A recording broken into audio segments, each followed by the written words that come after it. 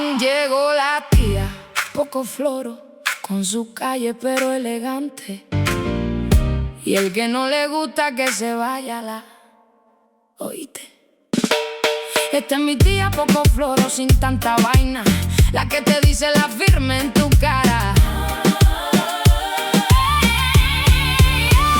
Escúchame, sobrino y sobrina, no te dejes engañar por eso que dicen que saben y no salen ni a caminar. A todos esos cara de jefe los vamos a vacar porque gente mentirosa.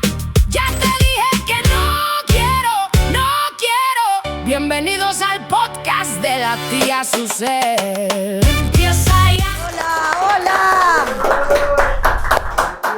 Hoy tenemos un invitado magnífico, alguien que te va a orientar en estos días de fiestas patrias.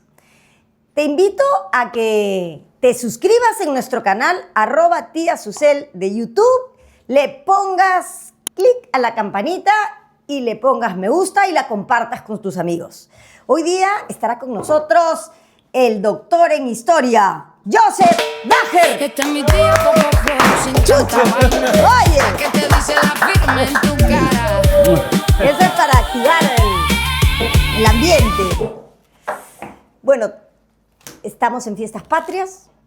Hoy día es el 28 de julio y seguramente algunos de ustedes estarán en familia tomándose unas...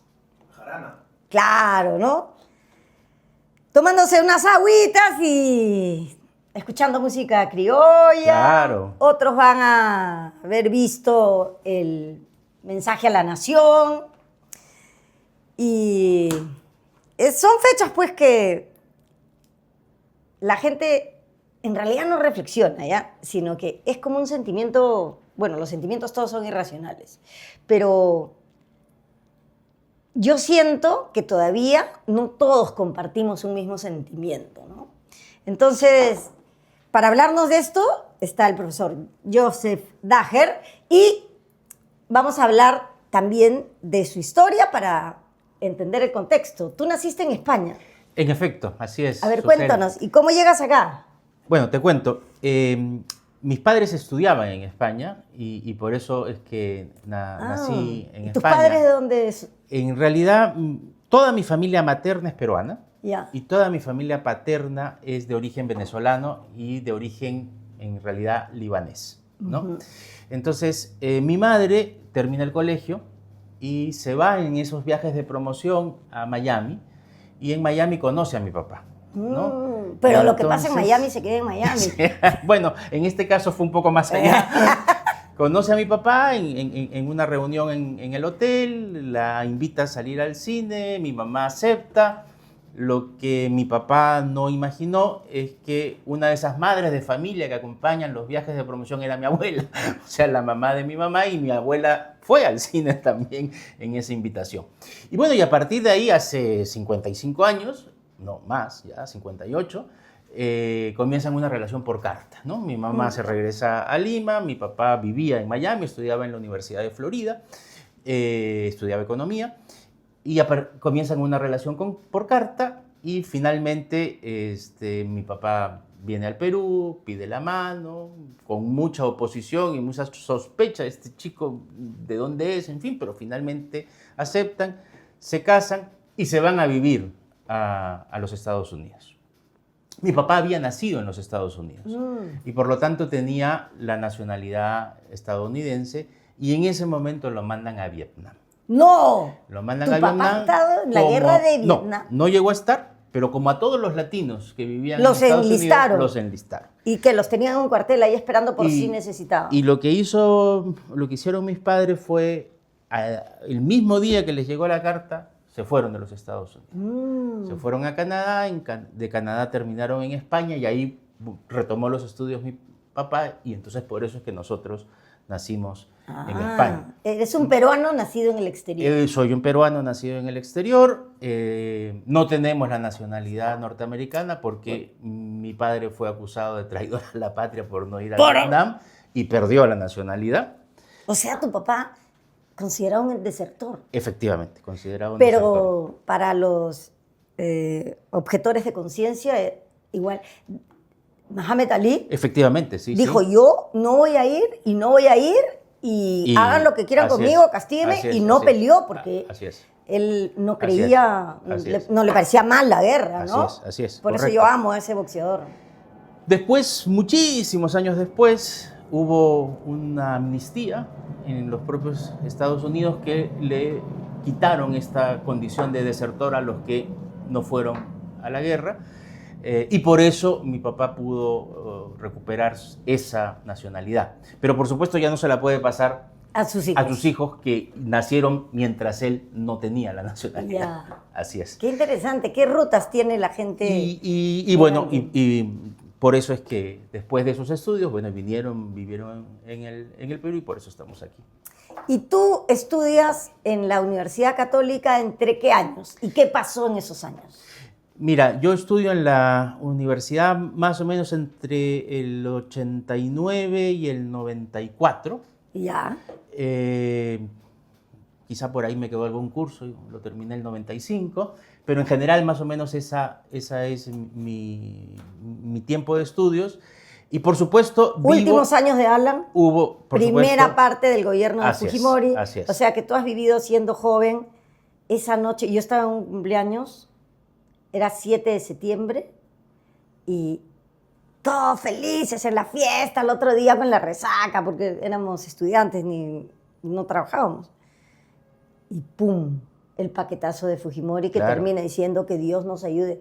Ustedes, sobrinos, no saben lo que hemos vivido con Alan García y los primeros años de Fujimori, económicamente, porque la cerveza era más cara que la gasolina. No, fue terrible. Locura, Fue todo era terrible. una locura. Cuéntanos Ahora, un poco cómo fue ser estudiante de fue la terrible Católica. también los últimos años de García, ¿no? Fueron Porque terribles. En los últimos años de García, las cosas subían todos, no te digo todos los meses, todas las semanas, ¿no?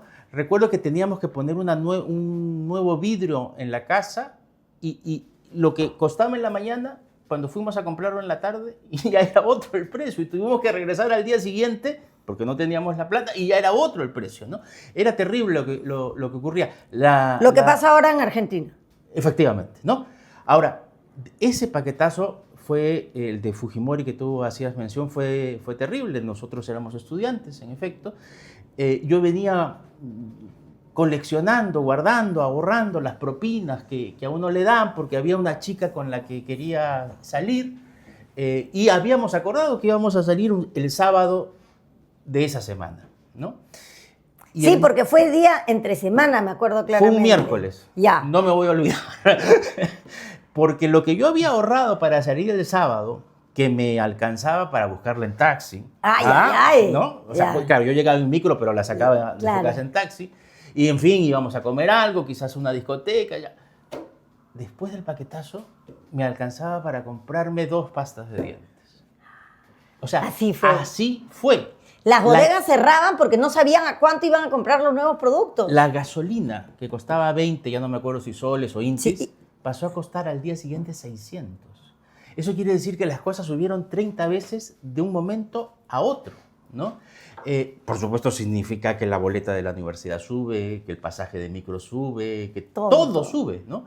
La leche, el azúcar, la carne, pucha, que no, fueron momentos. Tuvimos muchos compañeros en la Ahora los universidad. jóvenes están en Disneylandia, pero entre los 80 y los 90 hemos vivido situaciones muy difíciles los jóvenes de esa época, ¿no? Efectivamente, y no siempre se recuerda porque, claro, quizás cuando uno ya lo ve con el tiempo, dice, bueno, un ajuste de esa naturaleza probablemente era necesario. Pero si se hubiera preparado mejor, quizá hubiera venido acompañado con Claro. programas sociales que hubieran servido de mayor contención, Contención. a lo que ocurrió. No, fue terrible. Hubo gente que murió de hambre. Y además, hubo gente que murió tuvo de que hambre. Así es. Sí. Hubo gente que vimos nosotros, que tuvieron que dejar de estudiar. Felizmente no fue mi caso. Pero gente que murió de hambre. O sea, Sí. literalmente, ¿no? Sí, y mira lo que hizo Fujimori. Vargas Llosa dijo, tenemos que cambiar de modelo económico y necesitamos sincerar los precios, y el APRA le saca una campaña con la música de Pink Floyd, de Así La es. Wall, y la cara así, ¡ah! El shock. El shock de Vargas Llosa. Entra Fujimori, ¿qué hace? El shock de Vargas Llosa. No, o sea, Diciendo además que no lo iba a que hacer. no lo iba a hacer. Los Durante toda la Fujimori campaña. son así, los Fujimori.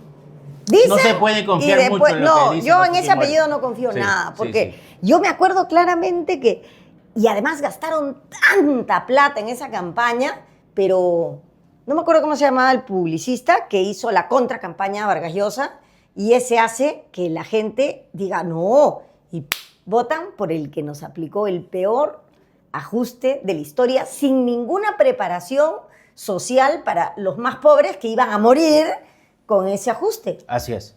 Tomó, digamos, lo que más fácil pudo tomar, pero no la preparación como para llevar a cabo Claro. un ajuste de esa naturaleza. Sí.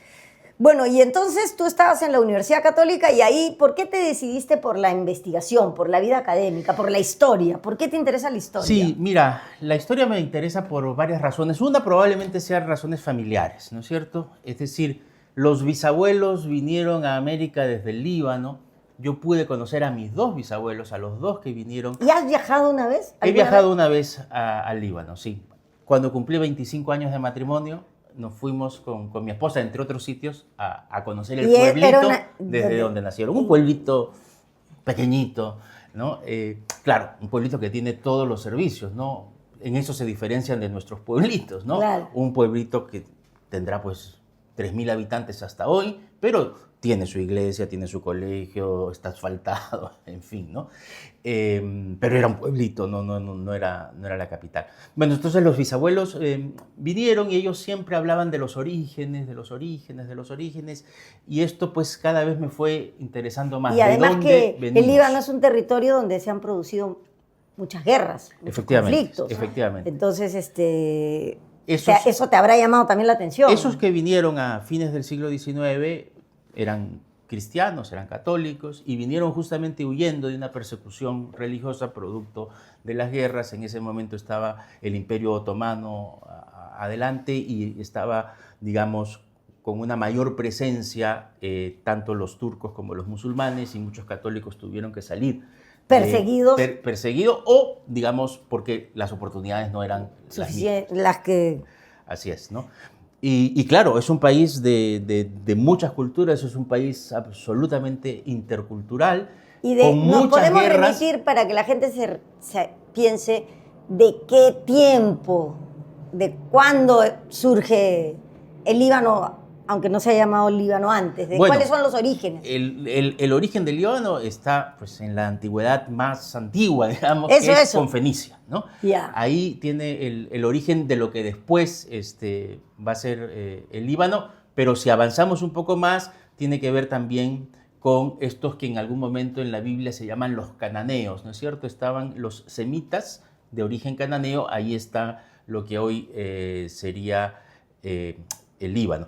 Y por supuesto después con la invasión del Imperio Otomano y de los turcos, forma parte de este gran imperio. Y obtiene la independencia hacia los 20, 30, primero siendo una especie de protectorado francés, por no decir colonia, y luego obtiene la independencia ya como país.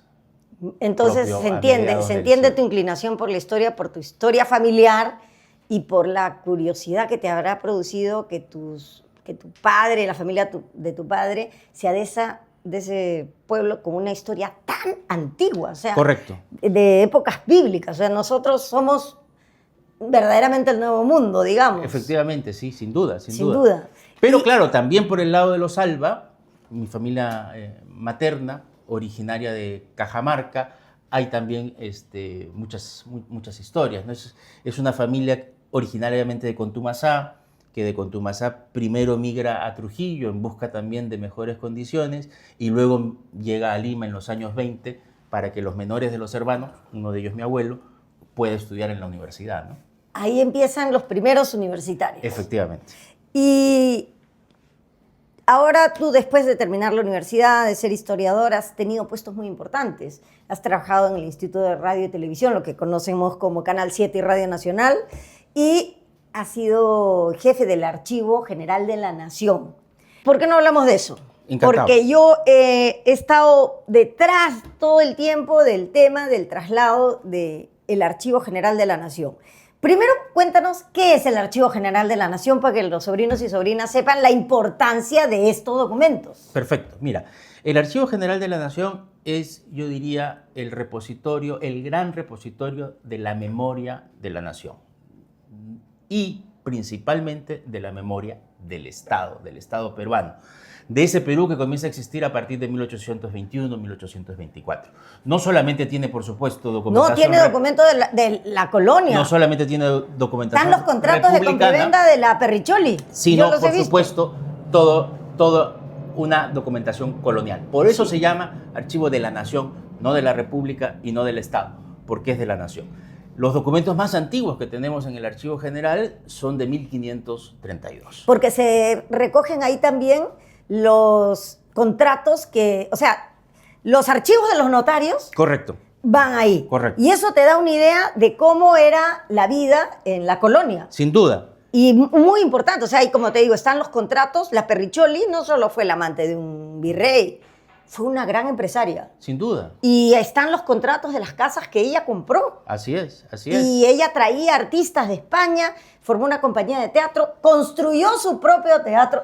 Eso está en el Archivo General de la Nación. Hoy le llamaríamos una gran productora. Hoy día, ¿cierto? no lo que le dicen, que me parece ofensivo, pero era una mujer de teatro, una gestora cultural. Era una gestora cultural. Eso, sí. Y bueno, habrá tenido o no habrá tenido lo que tuvo con el virrey Amat, es lo menos importante. Es en lo su menos biografía. importante, porque ella fue una gran gestora cultural del teatro peruano en la colonia. Correcto. Y entonces, todo esto tan importante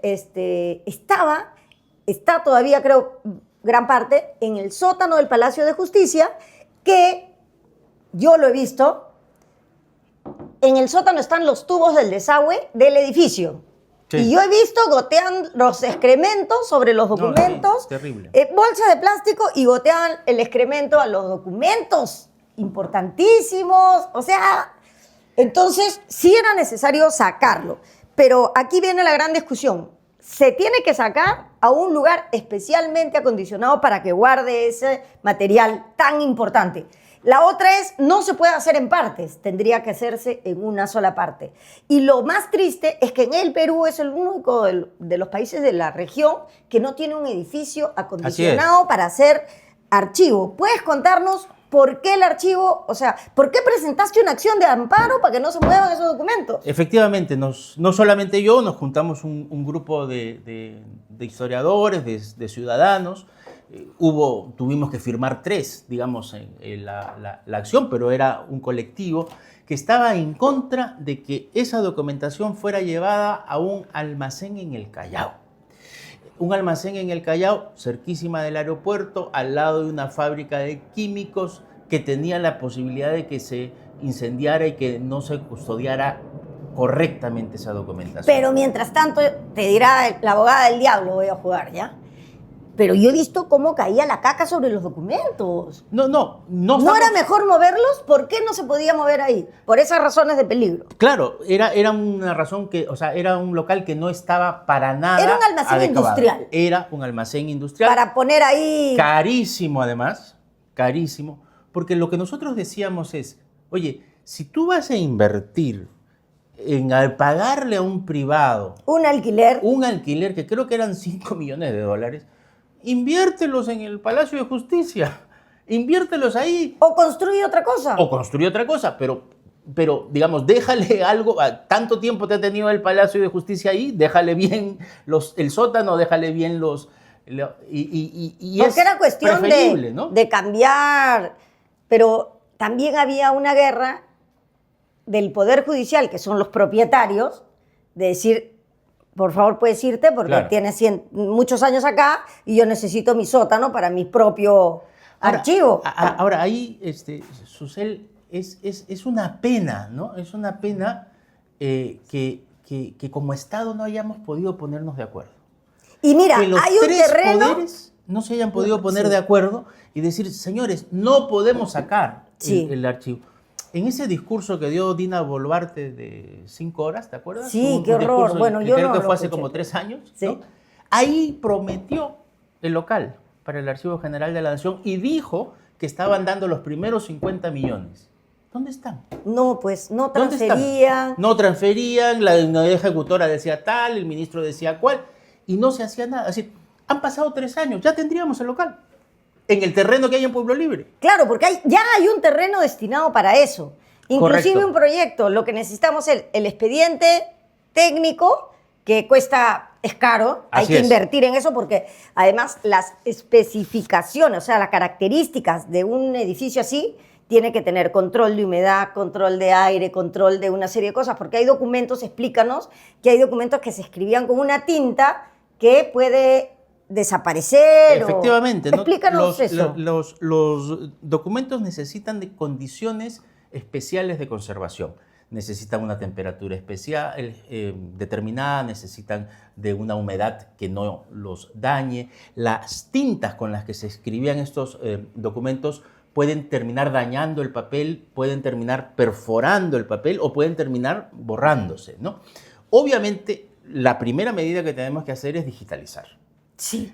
Digitalizar, pero eso no arregla las cosas porque no vamos a romper el documento porque lo digitalizamos, ¿no es cierto? Porque además, hasta ahora no hay un soporte digital que sea más duradero que el papel. Entonces, ¿hay que digitalizar? Sí, pero hay que conservar el documento también. Por supuesto. Y para conservarlo necesitamos de condiciones especiales. Si vamos a hacer, como tenemos que hacer, un archivo, no lo podemos hacer para los próximos 3 años. Tiene que ser Para un archivo... 50, 100. Así es, que sea capaz de seguir recibiendo la documentación que todas las entidades públicas producen. Esa es la gran riqueza, además de lo colonial, la gran riqueza del Archivo General de la Nación es que es la entidad que va a permitir que lo que está ocurriendo hoy sea historia. Sí. Cuando yo era jefe del Archivo General de la Nación y fue a pedirle un aumento presupuestal al ministro, le dije, ministro, ¿usted quiere que su gestión trascienda? Sí, claro, por supuesto. Bueno, apóyenos, porque toda su gestión va a quedar en el Archivo General de la Así es. Nación. Lo que no hizo, lo que hizo, Así es. todo. Así es. Y Pero no nos gusta mucho la memoria, Susel, No, en el país. y ahora a pesar peor. de que nuestra memoria es riquísima, Riquísima. no nos gusta, no la apoyamos. Las instituciones culturales como el Archivo General de la Nación siempre son los parientes pobres. La misma Biblioteca Nacional, que eso sí, tiene un gran local hoy, siempre fue un pariente pobre. Y el archivo, una especie de pariente pobre del pobre. sí, entonces, yo he visto, por ejemplo, en Cusco, el archivo está en la universidad. Entonces está protegido. Así es. Pero el de Apurímac está en un estadio de fútbol. Así y es. la directora me decía, mi terror es que entre una bengala y se queme. Así es. ¿Y ahí qué hay, por ejemplo? Algo más cercano. Están los expedientes de las haciendas afectadas por la reforma agraria. Correcto. Están los juicios Correcto. completos. ¿Y por qué ahora la gente necesita eso? Porque las haciendas tenían unos linderos delimitados y eso ahora sirve para cuando hay un litigio de terrenos. Así es. Le Porque sirve- entonces mi propiedad está dentro de lo que era la hacienda tal y acá está el plano de la hacienda. Le sirve a la comunidad hoy. Hoy, esos archivos y eso es reciente, Así Velasco. es. Así es. Pero hay anteriores donde, por ejemplo, los distritos de Lima se originan en las haciendas. Correcto. Pueblo Libre, Magdalena, era una hacienda. Así es. San Isidro, otra. Entonces, ¿cómo tú ves los límites cuando tienes un litigio? Vas a la fuente. ¿Cuál es la fuente? Esos documentos que pueden tener 300 años. Correcto. Y además, aunque no sean tan antiguos, como tú lo mencionabas hace un momento, todos los protocolos notariales pasan al Archivo General de la Nación, como por ejemplo cuando se muere un notario. Yo de repente necesito copia de un documento de compra y venta. Para reclamar mi herencia. Mi herencia. Y entonces, ¿dónde está? ¿Se ha muerto el notario? Está aquí, Está aquí. en el Archivo Así General es, de la Nación. así es. Bueno, ese es un tema muy importante. Esperemos que este gobierno lo proteja y lo guarde dignamente. Ahora han pasado una parte el Ministerio de Cultura, otra parte se ha quedado, otra parte está en la Biblioteca Nacional de la Avenida Bancay.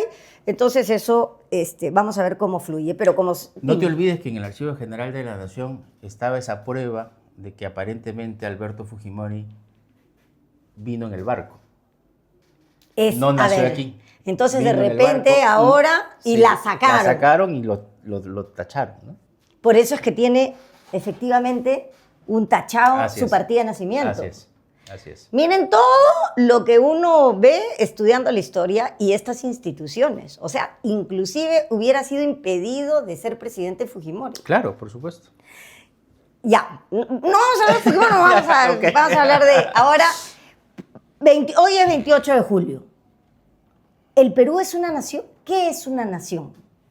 ¿Qué simboliza 28 de julio? ¿Por qué se celebra una cosa como... A mí me han invitado, yo no he ido, por supuesto. Bueno, al desfile no he ido, pero a las carreras de caballo del día, carrera de presidente de la República. ¿Cómo se construye lo que hoy día es el Perú? ¿Qué es? Sí, mira. ¿Solo es una república? ¿Es una nación, además de en un sistema republicano? ¿Qué somos? Muy brevemente, las comunidades, las sociedades, los países, a lo largo de la historia se fueron asociando y organizando de diversas maneras. A partir del siglo XIX comenzamos a organizarnos de una manera que se llamaba el Estado-Nación. ¿Qué significaba eso? Significaba que si una nación o un conjunto de personas descubría que era nación, después vamos a definir qué es nación, consideraba entonces debo tener un Estado. Es decir, cada Estado tenía su nación. Y Eso no era así antes. para que mis sobrinos entiendan un poco, ¿qué es el Estado? El Estado es la organización Jurídica. jurídica de la nación. Ya. Son las instituciones pasa que cuando- gobiernan. Entonces, ¿qué es lo A que ver, pasa? sigue tu ruta porque tú eres el profe. ¿Qué es lo que pasa? Lo que pasa es que en algún momento se decide que todos compartimos costumbres en común, que todos compartimos cultura en común, que todos compartimos historia en común. Entonces, un Estado será tanto más fuerte en tanto que las personas que lo habitan sean culturalmente homogéneas. Todo el siglo XIX y buena parte del XX, no solo en el Perú, en todas partes, es la construcción de la nación a través del Estado. Ya. ¿No? Porque Francia no era un país, o sea, también Así es. España, Así también es, así Alemania, o sea, todos han sido pequeños... Por ejemplo, A ver, un ejemplo que ponen los especialistas, los idiomas. ya. Los idiomas se crean en realidad en el siglo XIX. Los españoles que vinieron aquí a conquistar no hablaban español. Hablaban castellano. Y Y la era gente- el ya, a ver. dialecto de Castilla. Porque tienes castellano, valenciano, gallego, catalán. Así es. Es en el siglo XIX. Por eso lo correcto es decir que nosotros hablamos castellano. Correcto. ¿Por qué la gente dice hablamos español? Bueno, porque el idioma en el siglo XIX y en el XX que se inventa es el español. Ya. ¿O qué es lo que pasa en Italia? En Italia, tú sabes que se comienza a hacer toda la unificación italiana, Claro. porque eran una serie de estados y de feudos y de reinos, hasta que finalmente en 1860 se unifica toda la bota. Y entonces el primer ministro en el Congreso, en un discurso célebre, dice: señores congresistas, ya tenemos Italia. Ahora nos falta los italianos. ¿Qué quiere decir eso? Quiere decir que desde el Estado tenemos que enseñar una historia común, tenemos que enseñar un idioma común, el papel sellado, por ejemplo, ¿no? Que es el papel de la nación, ¿no es cierto? Todo lo se tiene que hacer a través de ese papel. Y esto tenía la intención cohesionadora, pero muchas veces fue avasallador, porque rechazaba lo diverso. Para imponerte necesitas oprimir. Así es, ¿no? Y entonces, por ejemplo, en el caso del Perú, a los indios se les decía: sí, tú vas a ser peruano, vas a ser ciudadano, solo que, claro, la ciudadanía no es que la tienes a los 18 años, sino que es un proceso. Entonces, primero tienes que aprender a hablar español, después tienes que aprender ciertas costumbres, luego tienes que estudiar, hasta la primaria, que cubre el Estado, porque la secundaria no lo cubría, porque ahí comienza el pensamiento crítico, entonces, como que Mejor en el que siglo no XIX estudie. no... Como no- ahorita. como ahorita. Ya. Y entonces, nosotros que tenemos tantas culturas diversas, básicamente todas las culturas amazónicas, los pueblos indígenas originarios, que nacieron acá, tenemos la cultura quechua, la aymara, ¿no? Que tienen sus idiomas no son dialectos. Así es. Porque hay gente que Así habla, es. no, el Así aguajuga es un dialecto. No, Así es. hermano, es un idioma. Es un idioma, así es. Y tenemos muchos idiomas en la Amazonía. Correcto. Y junto con el castellano que trajeron los españoles. Ya, pero aquí es importante, ¿cómo un ciudadano le dices, tú vas a ser peruano, le vas a decir a ese chico indígena, pero no vas a votar? Claro, así era al principio, ¿no? Ya. Así era al principio. Para votar, o sea, vas a votar en algún momento. Pero cuando... Pero cuando sepas español, tengas Sepas primaria, escribir. sepas escribir y pagues impuestos. Si no, Si no, no no votas. eres ciudadano. Así es, ¿no? Entonces, esa noción que nosotros tenemos hoy, que creo que es la noción correcta, por supuesto, que la ciudadanía es igual para todos, por lo menos en la ley, Sí. que uno cumple una determinada edad y ya es ciudadano, no ha sido siempre en nuestra historia. No. En nuestra historia la ciudadanía se ha ido consiguiendo de a pocos. La posibilidad de votar se ha ido consiguiendo de a pocos. Las mujeres no votaban hasta el año 56 sí. y los analfabetos no votaban hasta la Constitución de Del 1979. 79. Si nosotros definimos la democracia, como que tiene como requisito sine qua non en la votación universal, entonces no somos democracia hasta 1979. Tal cual. Porque además Y por eso es que tenemos una mala democracia, porque en el fondo nuestra democracia es muy nueva, joven, claro. Es muy nueva. La nación es otra cosa, la república es otra cosa, estamos hablando del gobierno democrático. Y porque además, una de las cosas que nos ha costado mucho en el Perú es entender al otro, ni siquiera entenderlo, verlo, asumir la diversidad, darme cuenta que el otro no tiene por qué ser como yo. ¿Por qué? Porque durante el modelo de Estado-Nación eso fue lo que nos enseñaron. Hay que ser así. Hay que dejar de ser indio para ser peruano. Hay que blanquear, ¿no es cierto? Hay que mejorar la raza, ¿no? Bueno, cásate, pero mejora un poco la raza, ¿no? Eso, por eso es que en 1930 Mariátegui decía, en el fondo no somos una nación. Porque no hemos logrado integrar a la gran mayoría. ¿De qué nación estamos hablando? Estamos hablando de una nación criolla, de una nación blanca. Si en 1920, 1930 no hemos logrado integrar a la gran mayoría de la población. Yo creo que hoy, 100 años después, estamos en una situación un poco distinta. Yo creo que este movimiento de integración está en Avanzando, camino, sí. está avanzando. Y se reconocen las diferencias. Ya se habla de pueblos originarios, hay unas políticas culturales, hay un viceministerio de pueblos Así es. indígenas y afroperuanos que no son originarios, pero tienen una cultura propia. Correcto. Y para eso la cultura es valiosísima, Susel, como tú lo sabes muy bien, porque la cultura nos integra, la cultura nos une. Las danzas nos hacen ver que somos parte de una diversidad, pero con cierta unidad. La gastronomía, la comida peruana nos hace ver que sin el concurso de diversas tradiciones culturales no tendríamos la maravillosa comida que tenemos. La música, tú tenías la vez pasada a Susana Vaca, Sí. gran investigadora de nuestras raíces culturales musicales y de cómo la música puede, unirnos. Lo que nos falta quizás es un poco de mentalidad para asumirlo, sobre todo en Lima. Lima, no sé por qué es tan conservadora en algunos aspectos, espero que esto cambie prontamente, pero los que llegamos a vivir a Lima, en su gran mayoría no somos originarios de Lima. No. Y deberíamos entonces valorar más nuestros orígenes. Porque Lima es el espacio que ha recibido a los peruanos de todos sus departamentos. Así es. Mi padre arequipeño, mi mamá de Huaral, mi bisabuelo catalán, o sea, todo es mezclado. Esa mezcla es el Perú. Ya. En esa mezcla está el Perú. Pero que no es esa lo mismo mezcla- decir que Lima es el Perú, ¿no es cierto? No, es la no. mezcla. La mezcla es el Perú, pero todos tenemos que ser conscientes de eso. Somos una mezcla, somos un país mestizo, somos un país que encierra varias tradiciones. Pero cuando decimos país mestizo, tampoco tenemos que volver al viejo cuento de la homogeneización. No, Somos porque un país mestizo, pero con diversas respetando las culturas. culturas. Así es. Por ejemplo, las fiestas patronales que a mí me encantan. Y por ejemplo, he hecho ya es ley, una ley declarativa sobre la celebración de la Virgen del Carmen de Vilcajuamá.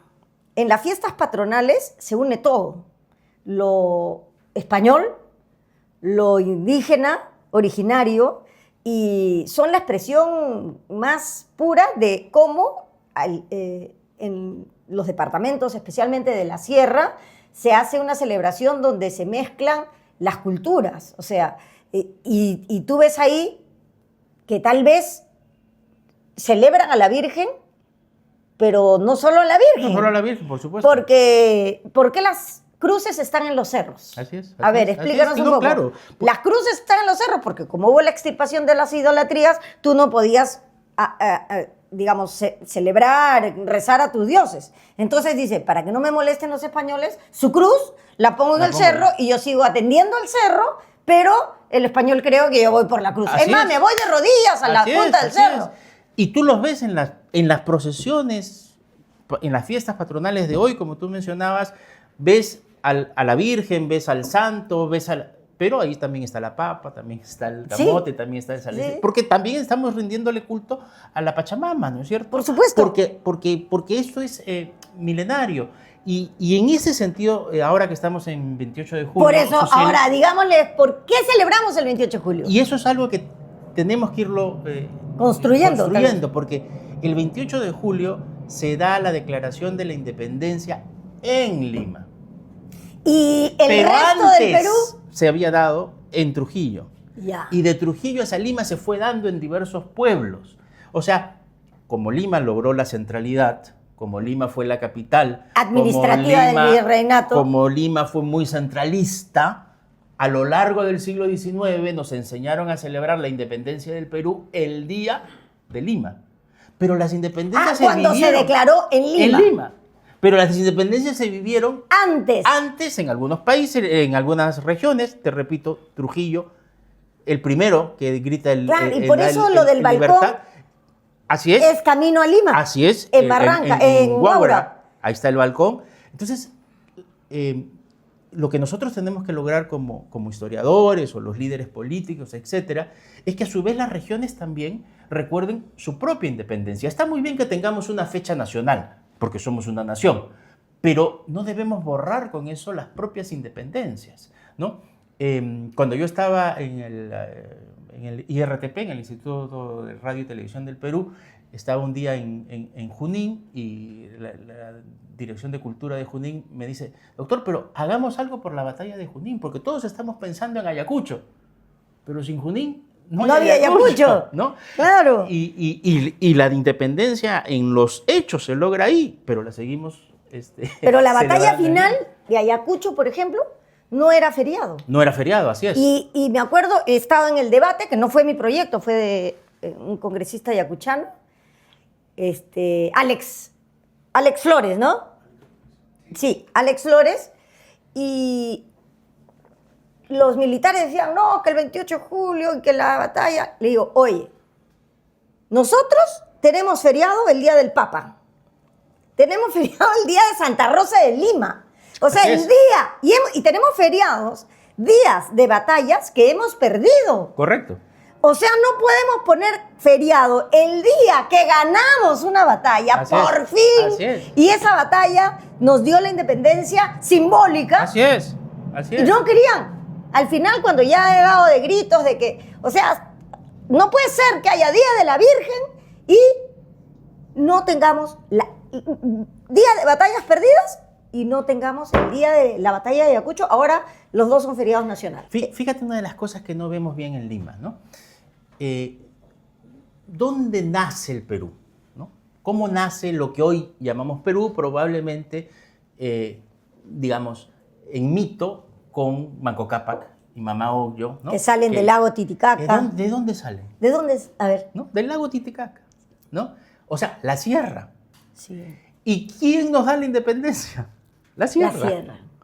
Eso es algo que si fuésemos más conscientes de eso, creo que podríamos avanzar mucho más en unión, en integración, en valoración del otro.